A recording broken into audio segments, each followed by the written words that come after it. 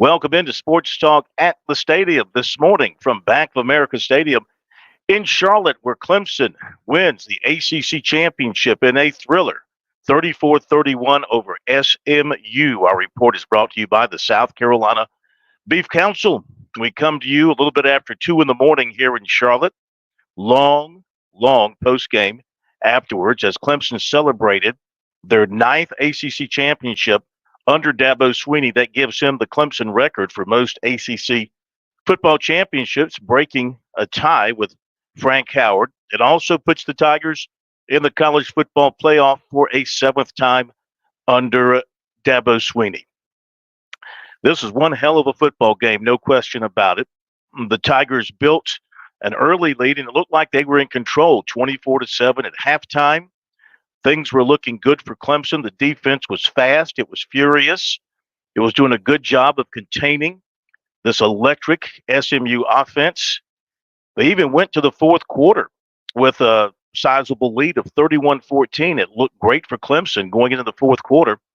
But then they stalled out, and SMU, the Ponies, they kicked it into high gear, and they scored, and they called up with a touchdown to tie the ball game at 31 with just 16 seconds left. And it looked like we were going to overtime. Rhett Lashley, the SMU coach, said wanted to go the overtime. He felt like they had the momentum, felt like they would win in overtime, wasn't going to risk a 2-point conversion at that point. As it turned out, that was irrelevant because Adam Randall, who was only in the game as a return man because of a really bad-looking injury to Jay Haynes on a kickoff return to start the second half. And Randall took the kickoff back and set Clemson up. He took the kickoff back to the Clemson 45 with 9 seconds to go. Dabo Swinney said afterwards that they were going to fair catch it. But then just before going out there, he changed his mind and said, go for it. Maybe we can pop something. And Adam Randall, who's become kind of a seldom used receiver, took it back and set Clemson up. They had timeouts, and they had 9 seconds. The key was to get a pass down the field and get down. And Cade Klubnik, who was pretty good all night, hit Antonio Williams, 17 yards down to the 38, 3 seconds left. Out trots Nolan Hoosier, a Charlotte native, a freshman with a big leg. But you know, the funny thing about this, if you follow Clemson all season, the Tigers had their issues with protection on place kicks. They'd had 7 kicks blocked this season. It became kind of a joke at some point during the season. But in this game, Hoosier had gone 1 for 2 when he tried it out to kick this one. 56 yards, maybe a little bit of wind coming at him. Really hard to tell, but he nailed it. He bombed it. There was no doubt when it left his foot, it was straight, it was long, and Clemson was going to the college football playoffs. What a ball game. What a finish. So in his postgame, Dabo Swinney really had 3 points to make in his postgame. One, his players. Loves his players, the great heart, the great determination, the never say die attitude after losing that heartbreaker to South Carolina last week. They called a break. They acknowledged they called a break with Syracuse beating Miami, getting back up after that loss, getting focused, being excited to be here, and getting it done. And now every player he has recruited during his time at Clemson has won at least one ACC championship. Pretty amazing. That was number one.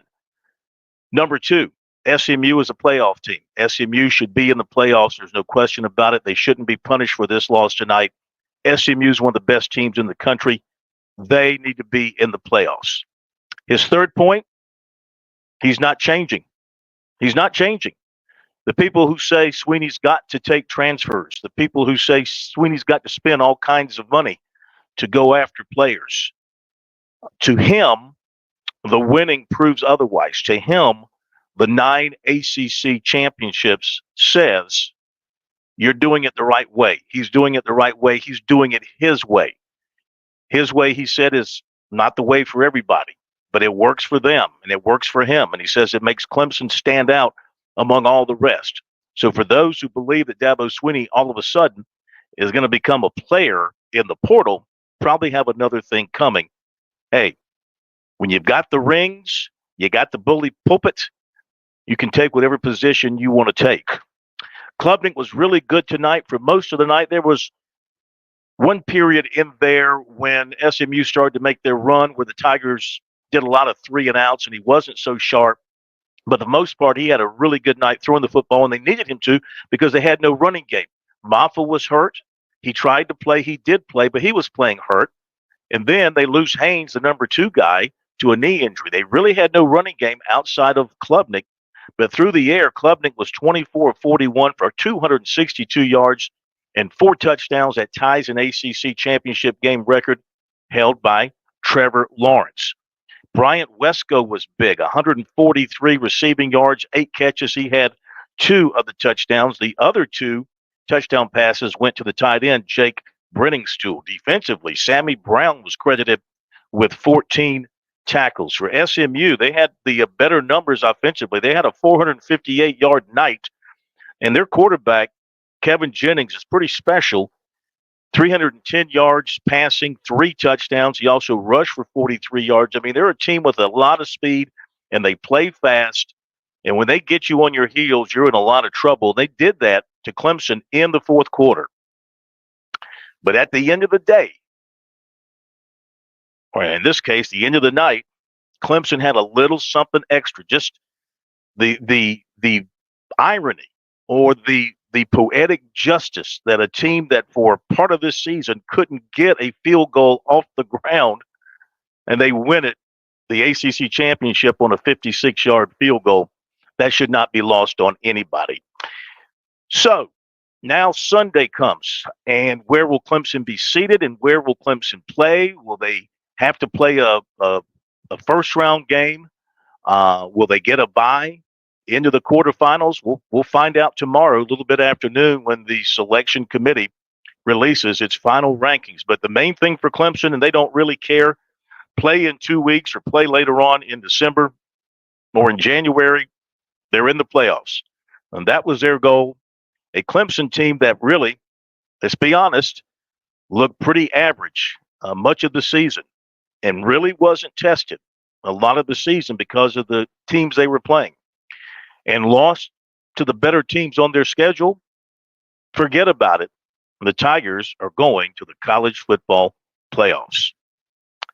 We'll have complete coverage of everything Sunday on our website, sportstalksc.com. Also press conferences and all that for you as well. And, of course, talk all about it Monday night right here on Sports Talk. And our coverage is brought to you by the South Carolina Beef Council. That'll do it for our coverage on this Sunday morning, Bank of America Stadium in Charlotte.